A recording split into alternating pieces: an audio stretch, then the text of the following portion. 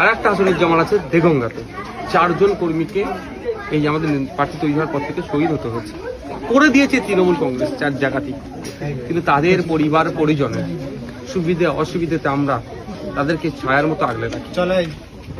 এই মহিউদ্দিন থেকে শুরু করে এখানে আমাদের রাইনুর আছে, এখানকার আব্দুল শুকুর আছে, তারপরে শরীফুল আছে, আসাদুল এই অঞ্চলের দায়িত্বশীল, এবং ওখানে কারিমুল আছে, ওদিকে ভোগালীতে ওহিদুল আছে, আমিরুল বাগেরা আছে, যারা আছে সবসময় তারা তাকে করে।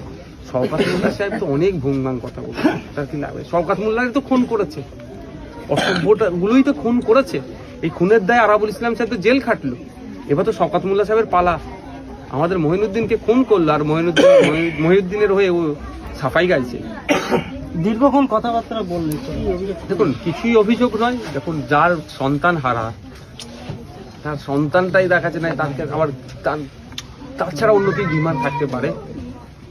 মিস করছে তারা। আজকে থাকলে বলছে যে বাস্তবের কত হাসিমুখে আমার সাথে কথা বলতো, ঠিক কথাই তো। সত্যি তো বেদনা দেয়, কত প্যাথেটিক। যে সন্তান হারা কার জন্য হলে? শওকতদের জন্য, শওকত মোল্লা সাহেবদের জন্য হয়েছে। এর জবাব আমরা নেব।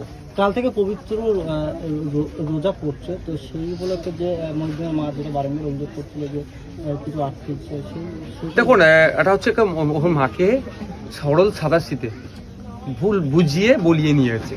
মহিউদ্দিনের পিতা আছে তো এখানে,